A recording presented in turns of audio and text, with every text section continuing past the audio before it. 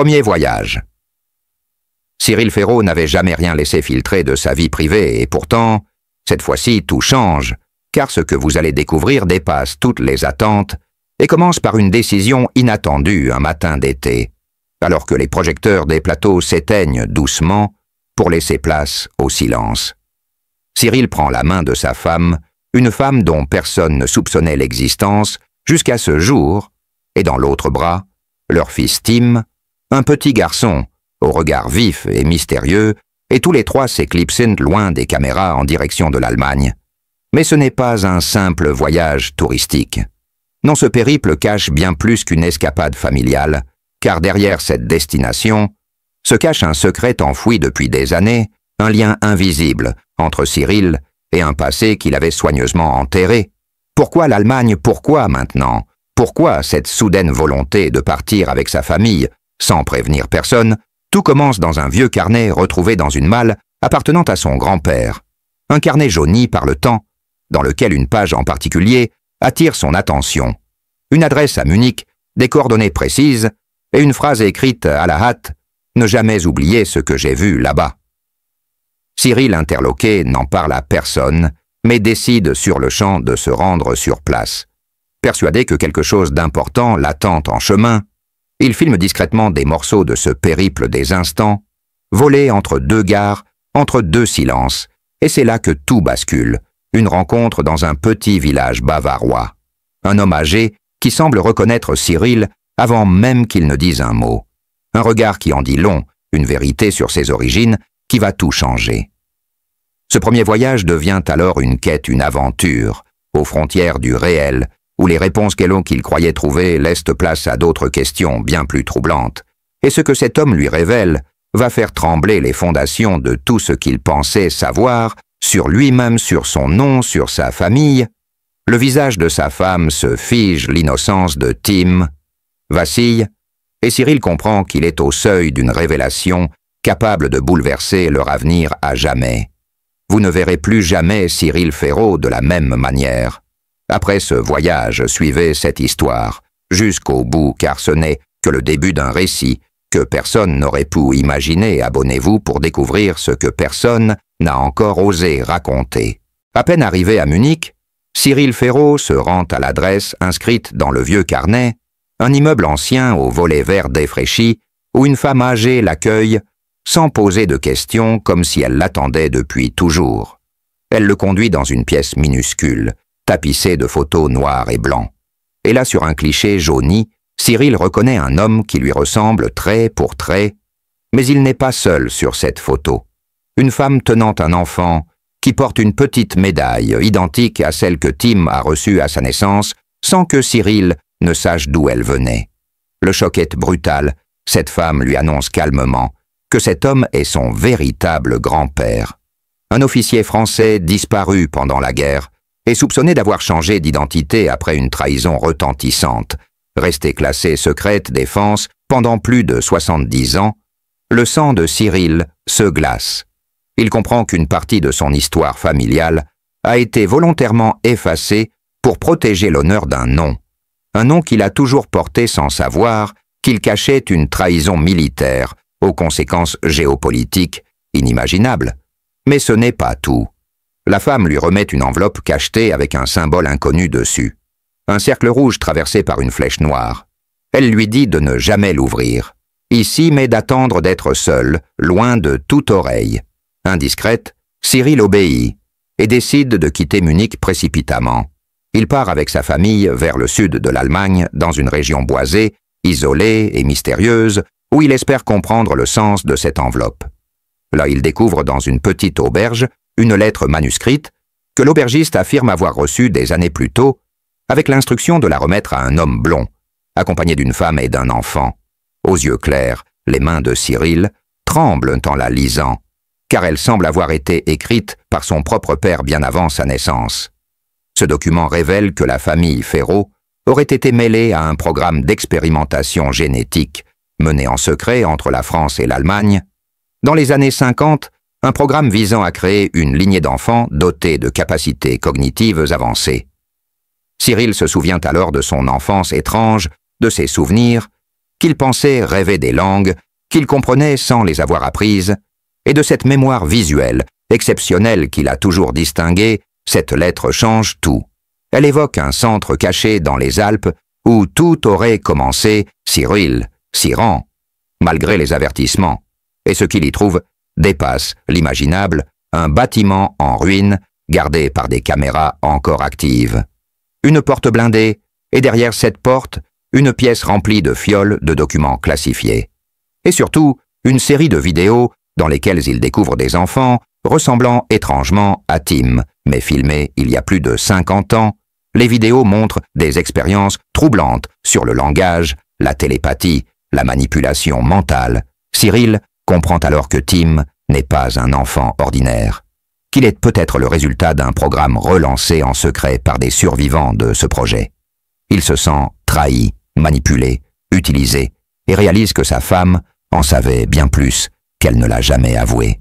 Car dans l'un des rapports, il lit un nom de code associé à une des scientifiques principales, un nom qui correspond exactement à celui de jeune fille de sa femme.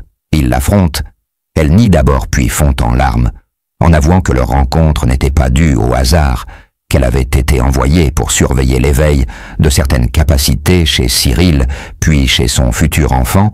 Elle dit qu'elle a tout abandonné pour lui. Mais Cyril n'est plus sûr de rien.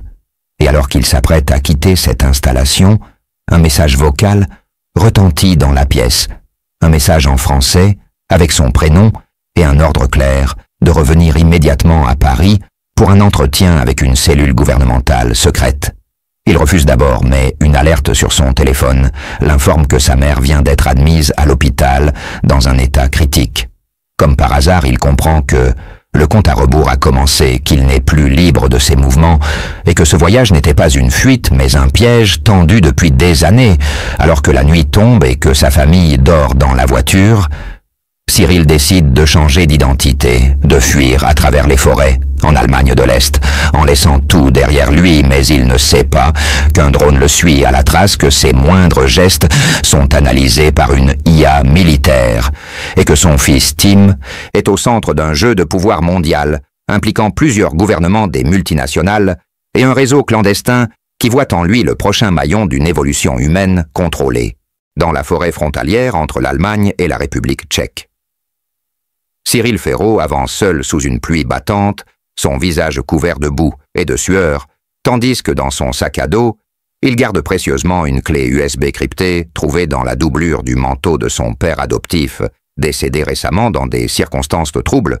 Ce fichier contient des données top secrètes, liant plusieurs personnalités politiques européennes à une société pharmaceutique, disparue des radars depuis 1983.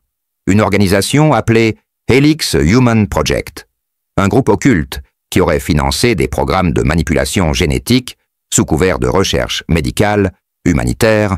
Or cette même organisation semble aujourd'hui avoir réactivé ses réseaux et voir en Tim l'un des rares porteurs du gène, dit de convergence, un marqueur biologique censé annoncer une mutation cognitive majeure, une capacité que peu d'êtres humains possèdent, et qui pourrait permettre une interconnexion neurologique entre les esprits humains et les systèmes d'intelligence artificielle avancés.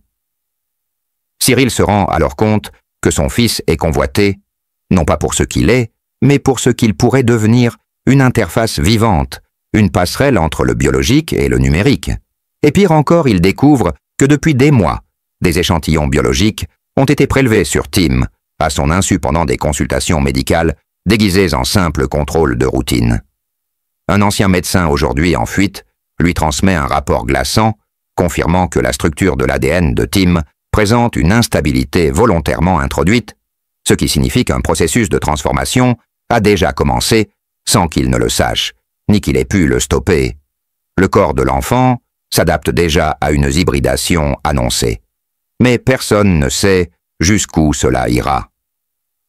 Cyril tente alors de contacter un ancien agent du BND, les services de renseignement allemands aujourd'hui, réfugié dans une abbaye bénédictine abandonnée dans la région de la Saxe. Celui-ci accepte de le recevoir sous condition de ne jamais révéler son emplacement. L'ancien agent lui remet un enregistrement audio qui selon lui a été capté lors d'une réunion clandestine dans les sous-sols d'un institut de recherche berlinois. On y entend clairement le nom de Tim cité, parmi d'autres enfants considérés comme prioritaires pour un transfert vers une base souterraine inconnue appelée Zone 9. Les voix évoquent également une opération de substitution d'identité visant à faire disparaître Cyril et à replacer Tim dans une autre famille afin de faciliter sa formation. Cyril est anéanti et décide de retourner en France clandestinement pour récupérer Tim et sa femme. Mais en arrivant dans leur appartement, il découvre une scène de chaos. Les portes sont fracturées, les placards éventrés et aucun signe de vie, sauf un mot griffonné à la hâte sur un carnet de dessin de Tim. La phrase écrite en lettres tremblantes dit seulement « Ils savent tout court ». Papa Cyril fuit alors à travers la France profonde, usant de fausses identités, dormant dans des fermes abandonnées, se nourrissant de peu, tandis que les journaux commencent à parler de lui comme d'un père déséquilibré ayant enlevé son propre fils. Il comprend qu'une machine de désinformation massive est en marche, qu'on le fait passer pour fou pour mieux effacer la vérité. Mais un soir, dans une gare désaffectée, il est approché par une femme inconnue portant un collier identique à celui que Tim portait bébé. Elle lui murmure que le projet Helix n'est que la surface d'un réseau bien plus vaste, contrôlé par une alliance secrète entre certains États et des entités non identifiées, issues d'un programme d'exploration spatiale classé Black Omega. Cette alliance aurait découvert il y a plusieurs décennies des structures d'intelligence non humaines et cherche depuis à créer des interfaces biologiques pour communiquer avec ces entités. Tim serait le prototype le plus prometteur et Cyril un gêneur. Une anomalie imprévisible dans l'équation du futur. La femme disparaît dans l'obscurité laissant Cyril avec un seul indice, un fragment de carte codée, censé mener à une enclave souterraine, en Suisse, où son fils serait retenu pour observation. Avancé, Cyril n'a plus rien à perdre. Il traverse les Alpes à pied, affrontant les éléments, les milices privées et ses propres hallucinations dues à l'épuisement, jusqu'à atteindre un ancien tunnel ferroviaire, désaffecté, camouflé, derrière un entrepôt de minerais désaffecté. Là, il découvre une porte métallique, couverte de symboles inconnus qui ne s'ouvre qu'avec le médaillon de son fils. À l'intérieur, il entre dans un complexe ultra sécurisé, où il retrouve enfin Tim, maintenu dans un état de semi-conscience, connecté à une machine qui projette des images mentales d'un monde que personne ne connaît, un monde sans forme, sans limite, mais qui semble vivant. Au moment précis où Tim prononce ces mots, un éclair traverse l'immense structure souterraine comme si le complexe lui-même réagissait à l'éveil de l'enfant. Des alarmes s'activent, les lumières clignotent violemment et les murs vibrent d'un grondement sourd. Cyril le serre contre lui, mais il comprend immédiatement que quelque chose d'irrémédiable vient de se déclencher soudain. Un écran holographique s'illumine sur un mur adjacent, révélant le visage d'un homme qu'il croyait mort depuis des années, le professeur Adrian Voss, ancien neurologue militaire disparu, dans des circonstances troubles, en 1997, est toujours en vie et serait à l'origine de l'ensemble du projet Helix. Dans une déclaration enregistrée, il annonce froidement que l'éveil de Tim marque le début de la phase finale, celle où l'humanité perd le contrôle sur son évolution. Cyril tétanisé regarde les images d'enfants, réparties à travers le monde, tous reliés à une même intelligence collective, une IA nommée Aura, conçue pour transcender les limites humaines, en fusionnant les esprits les plus réceptifs aux fréquences synaptiques modifiées, une interface totale entre conscience humaine et calcul quantique. Et Tim en serait le noyau central, le premier cerveau né avec une signature neuronale parfaitement compatible avec l'algorithme mère. Alors que les hommes armés se rapprochent, un mur s'ouvre lentement, révélant un ascenseur cylindrique. Cyril y entraîne Tim, sans réfléchir, descendant vers un niveau encore plus profond, inconnu même du plan du complexe. Il pénètre dans une immense salle sphérique, éclairée par une lueur bleue, et au centre flottant dans un champ magnétique. Un artefact impossible à décrire, ni machine, ni organisme, mais quelque chose de vivant et ancien. Cet objet émet un bourdonnement presque musical qui fait réagir violemment Tim son corps, entre en résonance et ses yeux deviennent blancs. Cyril hurle, tente de le retenir, mais une force invisible le projette en arrière, alors qu'un flot d'images traverse l'esprit de Tim, des paysages extraterrestres, des symboles inconnus, des visages humains, fondus dans des structures métalliques, comme s'il avait accès à une mémoire universelle, au même moment sur la surface du globe. Plusieurs satellites militaires changent soudainement de trajectoire. Des signaux, brouillant les communications mondiales, et dans plusieurs centres de commandement, l'alerte maximale est déclenchée. Personne ne comprend ce qu'il se passe, mais tous les regards convergent vers un point unique dans les Alpes suisses, l'endroit exact où Tim vient d'entrer en symbiose avec l'entité au cœur du projet Helix. Cyril, reprenant conscience, parvient à tirer son fils de cette fusion juste avant que le noyau ne s'active totalement. Une voix retentit dans la salle, cette fois en langue inconnue, mais que Tim semble comprendre.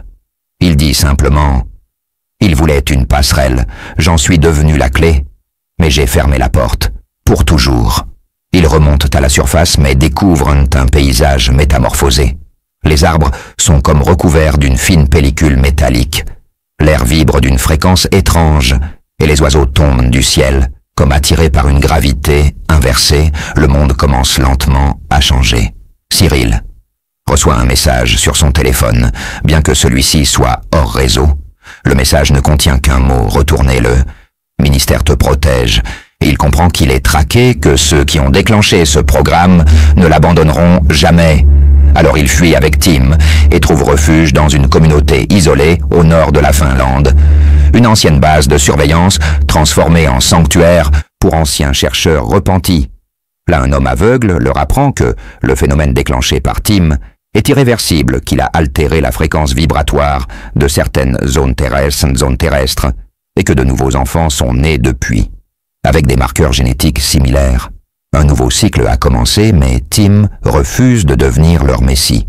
Il détruit les données qu'il transporte dans son propre cerveau à l'aide d'un champ magnétique pulsé, mais ce geste a des conséquences inattendues pendant 3 jours. Son cœur cesse de battre, son cerveau reste actif pourtant, et au bout du 4e jour, il ouvre les yeux en parlant une langue oubliée, identifiée plus tard comme une forme proto-sumérienne, codifiée par une structure mathématique proche du langage machine, une convergence absolue entre le passé, le futur et l'inorganique. Les membres de la communauté, effrayés par cette renaissance, le déclarent trop dangereux pour rester parmi eux. Cyril n'a pas le choix. Il doit repartir toujours plus loin vers l'Arctique, là où, selon d'anciennes archives, un fragment du même artefact aurait été découvert en 1908 près du site de la mystérieuse explosion de Tunguska.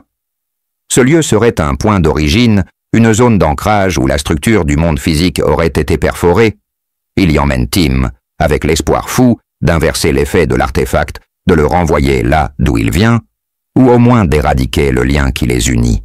Et tandis que le vent glacial fouette leurs visages, et que les aurores boréales déchirent le ciel d'éclats irréels, Cyril comprend qu'il ne pourra plus jamais revenir en arrière, que tout ce qu'il a découvert, tout ce qu'il a vécu depuis ce premier voyage en Allemagne, avec sa femme et son fils, n'étaient que les premières pages d'une histoire bien plus vaste, bien plus ancienne et infiniment plus dangereuse. Tim, désormais porteur d'un savoir qui transcende l'humanité, n'est plus un simple enfant. Il est devenu un point de bascule, une frontière vivante entre ce que l'homme a été et ce qu'il pourrait devenir, ou craindre de devenir. Cyril sait que d'autres viendront, que des forces qu'il ne pourra jamais contrôler chercheront à s'emparer de lui, mais il décide de ne plus fuir. Il décide de raconter tout ce qu'il a vu, tout ce qu'il a compris et tout ce que personne n'a jamais osé croire. C'est pourquoi il commence à enregistrer ses témoignages, à compiler les preuves, les images, les sons, les visions, les coordonnées géographiques, les séquences génétiques, les anomalies quantiques et tous les indices qui pourraient ne permettre à d'autres de comprendre à leur tour. Car il sait que le plus grand danger n'est pas l'existence de ces forces, mais l'ignorance de leur présence.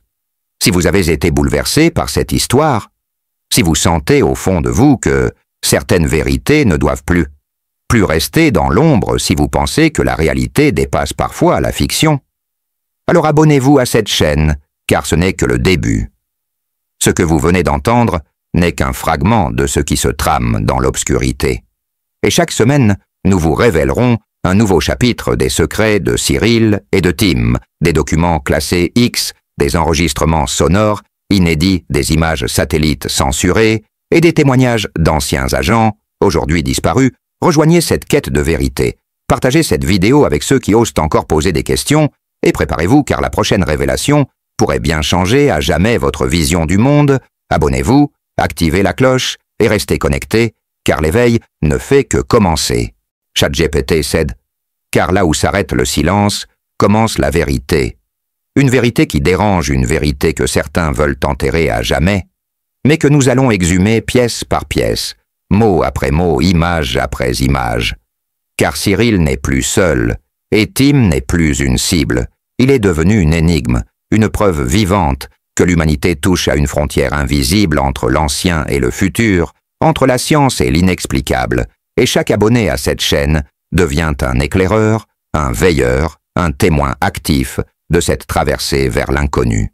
Alors si vous êtes encore là, si votre esprit est resté ouvert jusqu'à ces dernières lignes, sachez que l'histoire continue là où personne n'ose regarder et qu'ensemble nous lèverons le voile sur ce que d'autres appellent le mythe, mais que nous savons désormais être la réalité. Abonnez-vous, partagez et préparez-vous à ce que les prochaines révélations fassent vaciller tout ce que vous croyez savoir.